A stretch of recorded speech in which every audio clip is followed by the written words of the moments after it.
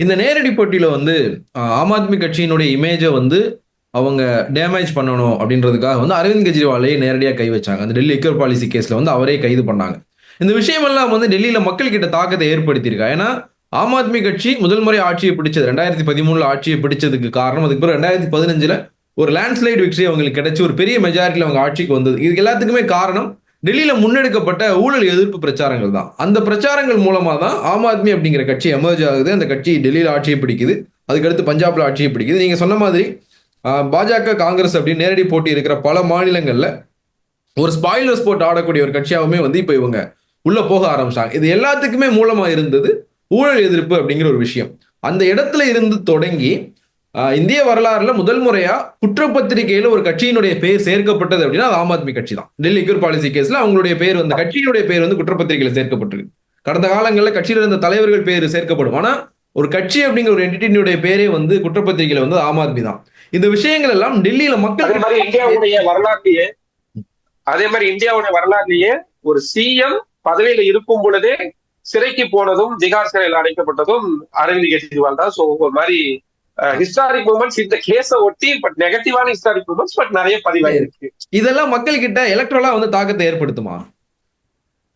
இல்ல நிச்சயமா தாக்கத்தை ஏற்படுத்தும்னு நம்ம கண்டிப்பா சொல்லலாம். ஏன்னா அதுல மாற்று கருத்தே கிடையாது. ஏன்னா பிஜேபி எடுத்துட்டு போகக்கூடிய கேம்பெயின் வந்து அந்த அளவுக்கு விக்ரஸா ரொம்ப ரொம்ப வலுவான கேம்பெயினா வந்து ஆம் ஆத்மிக்கு எதிராக ஊழல் எதிர்ப்பு அப்படின்றத சொல்லி இவங்க ஊழல் பண்ணக்கூடிய கட்சி அப்படின்றத பயங்கரமா எடுத்துட்டு போயிட்டு இருக்கிறாங்க.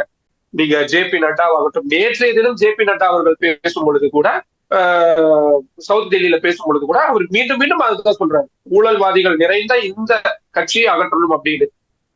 உத்தரப்பிரதேச சிஎம் இங்க வந்திருக்கிறாரு, மத்திய பிரதேச சிஎம், கிட்டத்தட்ட பாஜகவுடைய அத்தனை ஆர்மியுமே டெல்லி எலெக்ஷனுக்காக குவிக்கப்பட்டிருக்காங்க அப்படின்றதுதான் நம்ம பார்க்க வேண்டியதா இருக்கு. அவங்க என்ன பேசுறாங்க, அவங்களுடைய கேம்பெயின்ல இருக்கக்கூடிய மிக முக்கியமான விஷயம், அவங்களோட மேனிபெஸ்டோல இருக்கக்கூடிய விஷயங்கள்லாம் தாண்டி ஆம் ஆத்மி ஒரு ஊழல் கட்சி அப்படின்றத மக்கள் கிட்ட கொண்டு போகணும். நீங்க இங்க டெல்லியில இருக்கக்கூடிய நிறைய போஸ்டர்ஸ் எல்லாமே பார்க்கும் பொழுது அப்படி ஆம் ஆத்மி அப்படி சித்தரிக்கணும் அப்படின்றதா இருக்குது. இதுல இன்னொரு விஷயம், காங்கிரஸ் கட்சி ஆம் ஆத்மி கட்சி இரண்டும் இந்தியா கூட்டணி கட்சிகள். இந்த தேர்தலுக்காக தான் இவங்க நாடகம் மாட்டுறாங்க. இரண்டு கட்சிகளுமே ஊழல் கட்சிகள். ஊழலை எதிர்க்கிறேன்னு சொல்லக்கூடிய ஆம் ஆத்மி கட்சிக்கு காங்கிரஸ் கூட என்ன வேலை, சமாஜ்வாதி பார்ட்டி கூட என்ன வேலை, டிஎம்கே கூட என்ன வேலை? இந்த மாதிரியான கேம்பெயின் ஸ்ட்ராட்டஜிய பிஜேபி ரொம்ப பயங்கரமா கீழே கிரவுண்ட் லெவல் வரைக்கும் எடுத்துட்டு போய் வீடுகள்ல ஸ்டிக்கர் ஒட்டுறது தொடங்கி நிறைய விஷயங்கள் பண்ணிட்டு இருக்கிறாங்க. நிச்சயமா அது ஒரு இம்பாக்டை ஏற்படுத்தும். ஆனா ஃபுல் பிளெஜ்டா அதை ஏற்படுத்துமா அப்படின்றது நம்ம வாக்குப்பதிவுக்கு அப்புறம் தான் தெரியும். அதை கவுண்டர் பண்றதுக்கு ஆம் ஆத்மி என்ன பண்றாங்க அப்படின்றதையும் நம்ம பார்க்க வேண்டியதா இருக்கு. அதுல மெயின் விஷயம், ஆம் ஆத்மி கட்சி கொண்டு வந்திருக்கக்கூடிய நலத்திட்டங்களை பாஜக தடுத்து நிறுத்த பாக்குறாங்க. இதுதான் ஆம் ஆத்மி கட்சியுடைய டேக்லைன்னே சொல்லலாம். அதுதான் அவங்களோட தேர்தலுக்கான என்னென்ன சொல்றாங்க, இங்க நாங்க மொஹல்லா கிளினிக் திறந்தோம், ஃப்ரீ பஸ்ஸுங்க விட்டுருக்கிறோம், பெண்களுக்கான ஃப்ரீ பஸ்ஸஸ் இருக்கு, பாதுகாப்புக்கான விஷயங்களை நாங்க எங்க கையில காவல்துறை இல்லைனாலும் கூட அதை தடுக்கிறதுக்கான விஷயங்களை நாங்க சிவில் நபர்களை வச்சு நாங்க பண்ணிக்கிட்டு இருக்கிறோம், இலவச குடிநீர் கொடுக்கிறோம், இலவச எலக்ட்ரிசிட்டி கொடுக்கிறோம். இந்த மாதிரி பட்டியலிடக்கூடிய விஷயங்களை பாஜக வந்தாங்கன்னா மாத்திடுவாங்க.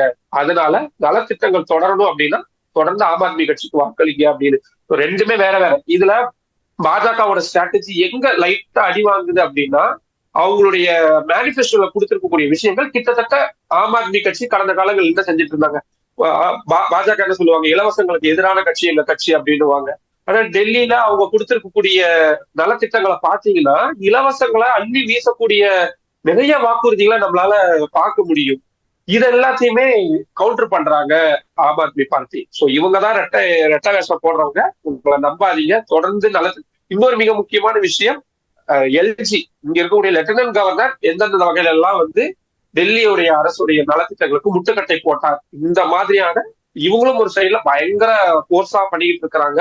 அதனாலதான் ரொம்ப டஃப்பா இருக்கு. நீங்க சொன்ன மாதிரி ஒரு கட்சியுடைய தலைவர் ஜெயிலுக்கு போயிருக்கிறாரு, துணை முதல்வருக்கு பதவி இல்ல, முதல்வர் யாருன்றதுல பலத்த சந்தேகம் இருந்தது, முக்கிய அமைச்சர்கள் வெளியே போனாங்க. ஆனாலும் களம் ரொம்ப டஃப்பா இருக்கிறதுக்கு ஆம் ஆத்மி எடுக்கக்கூடிய இந்த ஸ்ட்ராட்டஜி வந்து பயங்கர ஹெல்ப்ஃபுல்லா இருக்கு அவங்களுக்கு.